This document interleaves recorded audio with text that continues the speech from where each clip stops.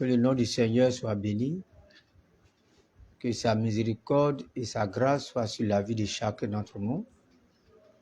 Je rends grâce à Dieu encore pour ce soir, cette opportunité qu'il nous offre pour pouvoir partager la bonne nouvelle du royaume des cieux, particulièrement en abordant le thème qui est très très important pour nous ce soir. Le thème, c'est les disciples furent appelés chrétiens. Je prie que Dieu nous accorde son Esprit Saint pour pouvoir vraiment bien diriger et coordonner ce message pour l'édification du corps de Christ. Je vais prier. Seigneur, merci pour ta grâce. Je prie de renouveler mes forces, de me donner ta parole, ta pensée, de me donner ton Saint-Esprit en abondance, que c'est toi qui m'as envoyé à cette émission et à diffuser le message. Je prie que tu me diriges et tu me conduises dans les mots, dans tout ce qui est à dire pour l'édification de ton corps au nom de Jésus-Christ.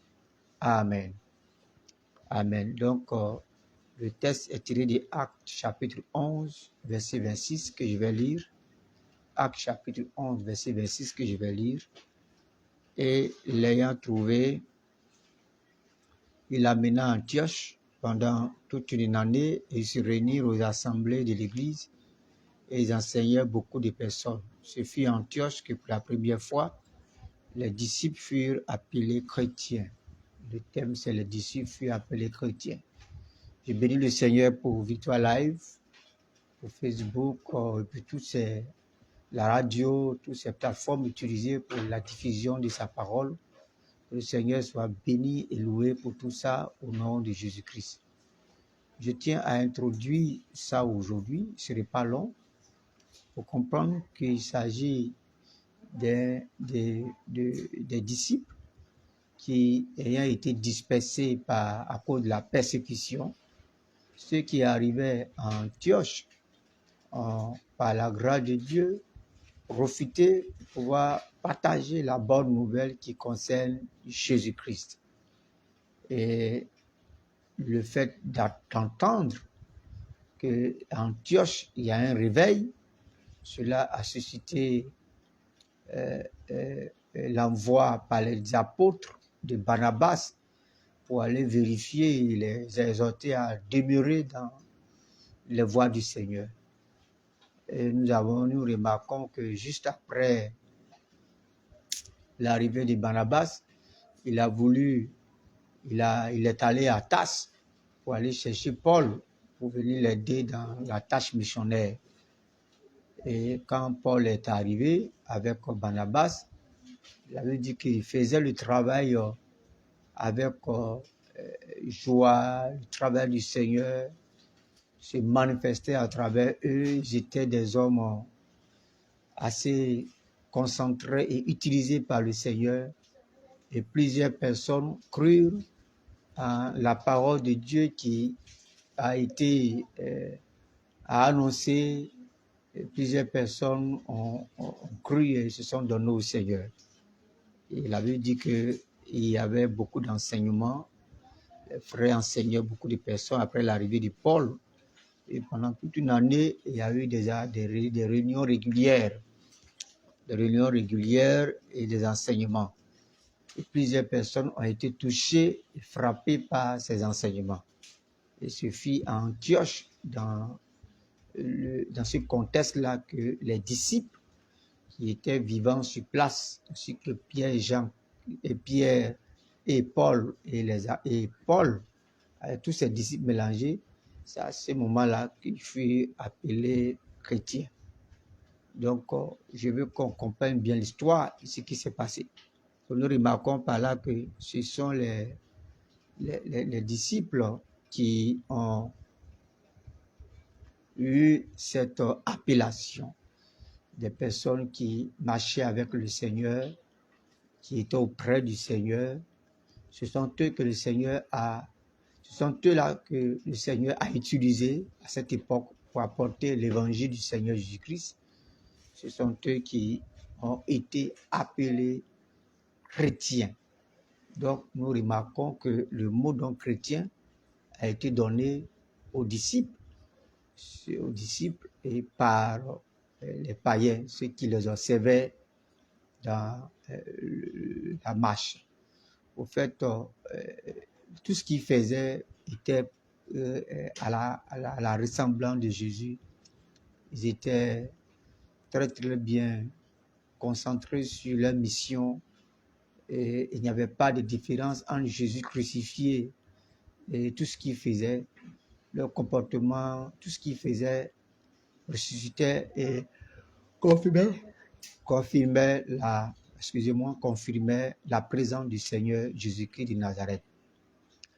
Et je prie que le Seigneur nous aide à pouvoir comprendre cela, que ce sont les disciples qui ont été nommés chrétiens.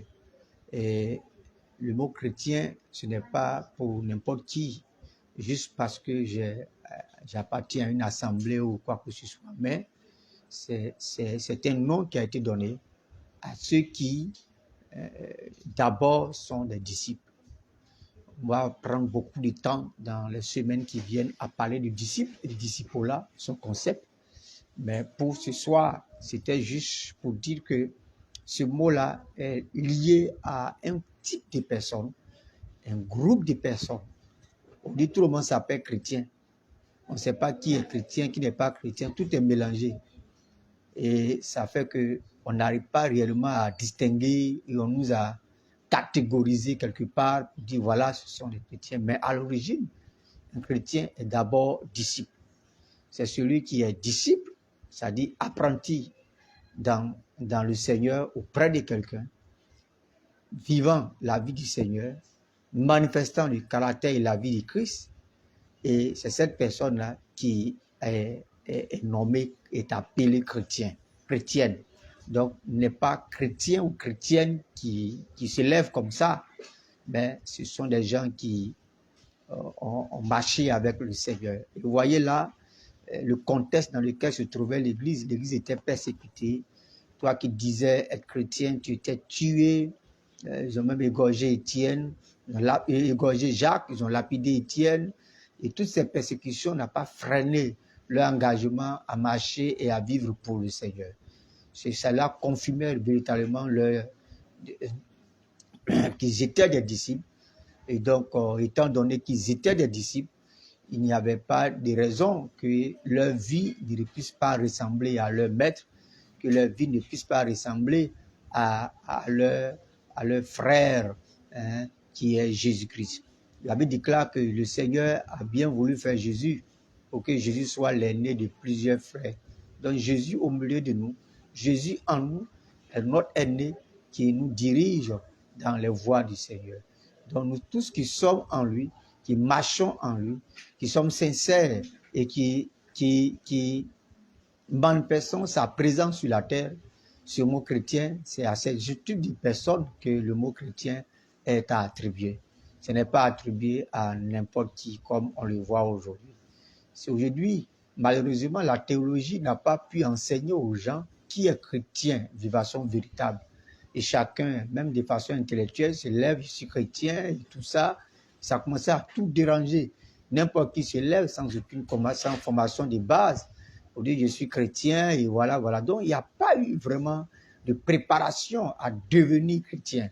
Il y a seulement eu les gens sont venus nombreux à apporter, comme on appelle, les gens sont venus juste se mêler à ce mouvement sans pour autant être des personnes qui soient véritablement qualifiés à être vrais chrétiens. Tous ceux qui disent seulement Jésus ou tous ceux qui font quoi que ce soit, même si ce suffit seulement qu'on dise Jésus, les gens se lèvent et disent que ouais, je suis chrétien. Non. C'est pas celui qui dit Jésus qui est chrétien.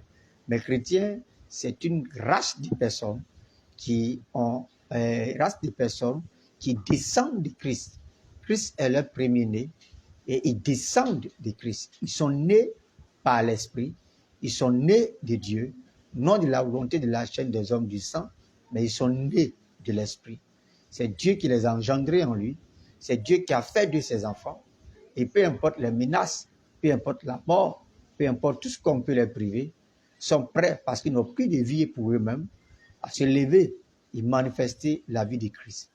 Rappelez-vous, lorsque Jésus montrait à ses disciples dans Matthieu 6 comment prier, Jésus a dit que ton règne vienne.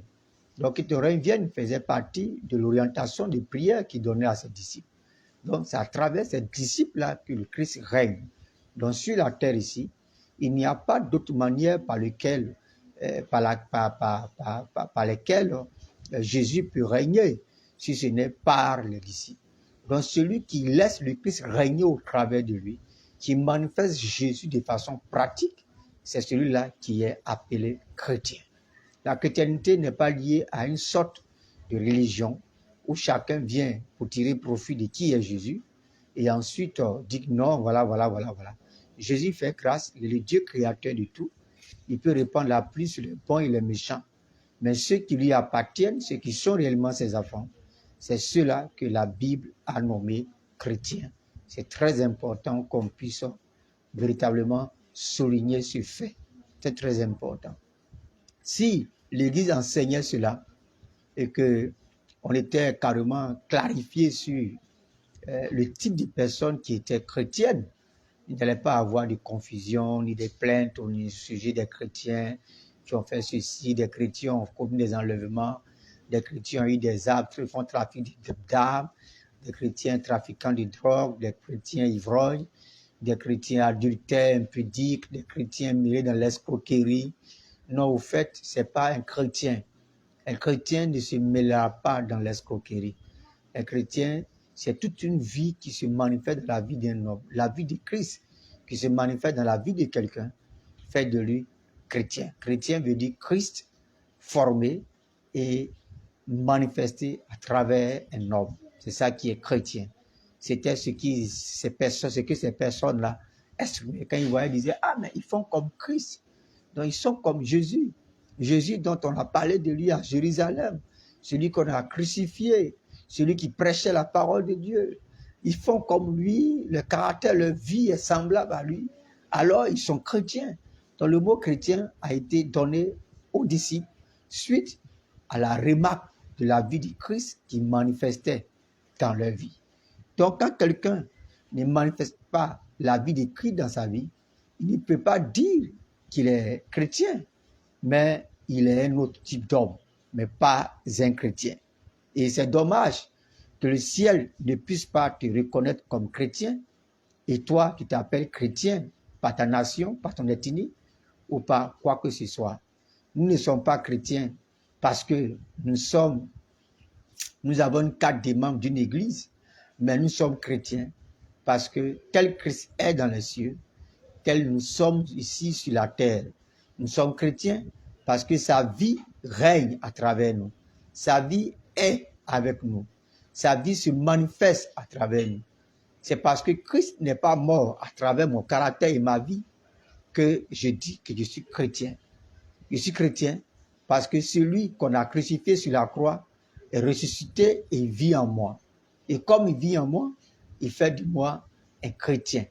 Il fait de moi un homme mis à part dont sa vie est seulement lui et vraiment lui. Que Dieu nous aide à comprendre cette vérité, à nous engager véritablement à sortir de la religion, mais à être de véritables chrétiens. Un véritable chrétien, c'est quelqu'un qui est comme Jésus. Un véritable chrétien ne se mêle pas des choses négatives, mais un véritable chrétien, au contraire, est quelqu'un qui tire qui tire son bénéfice de la grâce qui est de notre Seigneur Jésus-Christ, c'est quelqu'un qui communie avec le Saint-Esprit, c'est quelqu'un qui saisit l'amour du Père et il vit en parfaite harmonie avec la Trinité et le Seigneur l'aime. C'est vrai qu'il a des faiblesses qu'il manifeste chaque jour, mais le Seigneur est avec lui, il l'aime parce qu'au moins il reconnaît ses faiblesses pour s'appuyer sur le Seigneur pour avancer. Donc, le disciple qui se manifeste tel, le disciple qui est compté parmi les élus de Dieu, le disciple qui est compté parmi les enfants de Dieu, le disciple qui est compté parmi, Seigneur, les disciples, le disciple qui est compté parmi le ciel, le disciple qui se manifeste véritablement comme un vrai disciple, c'est celui-là que le ciel appelle chrétien. C'est celui-là qu'on peut appeler chrétien. Toi qui m'écoutes, peu importe l'origine de ta nation, sache que le chrétien, ce n'est pas seulement parce que tu fréquentes ton assemblée, mais le chrétien, c'est parce que tu es un enfant de Dieu dont le Christ est ressuscité à partir de toi pour vivre sa vie encore sur la terre. C'est lorsqu'on fait comme Jésus qu'on a appelé chrétien. Il y a beaucoup de personnes qui vivent en Côte d'Ivoire dans le monde entier, qui ne sont pas chrétiennes. On ne peut pas les savoir parce qu'ils appartiennent à une assemblée. Ils ont une Bible entre les mains. Le fait d'avoir une Bible entre tes mains pour chaque dimanche ne fait pas de toi un chrétien si les critères de vie d'un chrétien ne sont pas retrouvés en toi. Il n'a pas été dit chrétien parce que juste les personnes qui disaient qu'ils étaient à Jésus et ne clamaient pas le fait d'être avec Jésus, mais leur vie était respectée et manifestée. Prêchaient l'évangile et l'évangile était accepté par tous ses frères et sœurs qui les écoutaient parce que leur vie aussi témoignait de la parole de Dieu. Leur vie témoignait de la présence de Jésus. Leur vie témoignait de la bonne nouvelle de l'évangile. L'évangile n'était pas en contradiction avec ce qu'ils vivaient. L'évangile n'était pas en contradiction avec ce qu'ils disaient. Au fait, ils étaient en cohérence avec ce qu'ils disaient leur foi. Donc lorsque notre vie n'est pas en cohérence avec ce que dit notre foi, nous ne sommes pas chrétiens. C'est très important parce que ce sont les disciples qui sont appelés chrétiens. Donc, bien aimé, il est temps de revenir au disciple-là. Es-tu disciple de qui? Comment tu fais ton disciple-là? Qui est ton maître disciple? Nous allons en parler la semaine prochaine. Mais pour aujourd'hui, sache que lorsqu'on parle de chrétien, il s'agit d'un disciple. Il s'agit de quelqu'un que Dieu a établi quelqu'un sur lui qui le dirige à la ressemblance de Jésus. Aujourd'hui, les gens n'aiment plus ces gens de maîtres disciples qui peuvent amener quelqu'un véritablement à toucher Jésus et à marcher à sa conformité. Nous aimons les maîtres disciples qui vont animer, qui sont comme des animateurs, qui animent nos péchés, qui animent nos vies, et nous sommes fiers de les écouter parce qu'ils nous donnent des éloges que nous ne sommes même pas. Je prie que Dieu nous aide à savoir qu'il est important que nous tous nous parvenions à la ressemblance du Seigneur pour être d'abord disciples avant que le Seigneur puisse nous compter parmi ceux qu'il appelle chrétiens. Ce passage des Écritures, dans Actes chapitre 11, verset 26, a été écrit sous l'inspiration de Dieu. Donc c'est Dieu qui a voulu que l'enfant soit appelé chrétien, pour que l'enfant soit appelé. C'est Dieu qui a voulu que tous les disciples soient appelés chrétiens. Il a noté cela dans les Écritures pour que ça puisse nous servir vraiment d'exemple pour dire, comportez-vous comme Jésus, soyez comme Jésus, dirigez-vous comme Jésus, que la vie de Christ soit votre partage. Vous allez voir que partout où vous serez, Christ ne sera pas gêné de vous voir comme lui.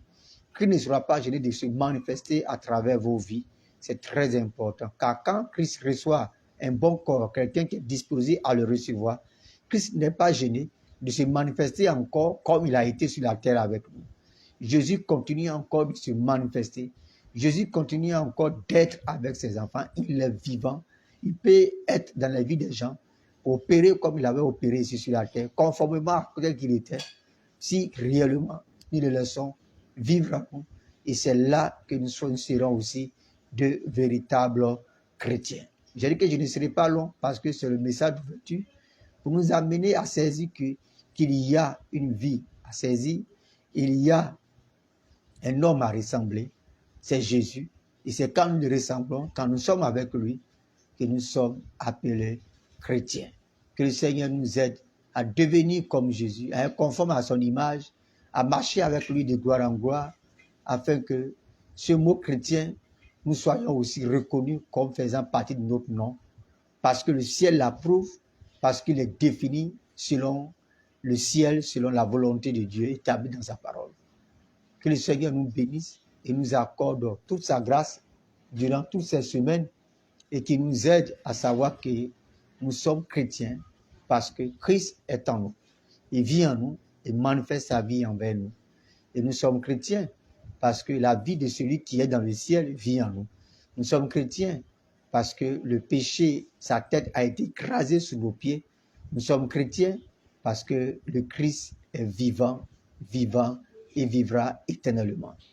Je prie que chacun de nous soit aidé par le Seigneur pour que nous soyons de véritables chrétiens et non pas présumés pour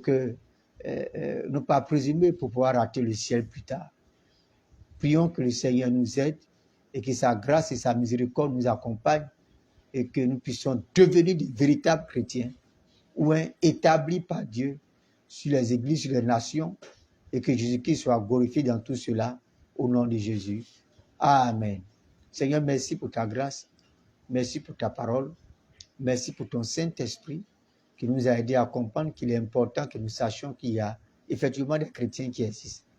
Aide-nous à comprendre cela. Et aide-nous à nous retrouver la semaine prochaine pour pouvoir continuer encore ce même thème. Manifeste ta grâce au nom de Jésus-Christ.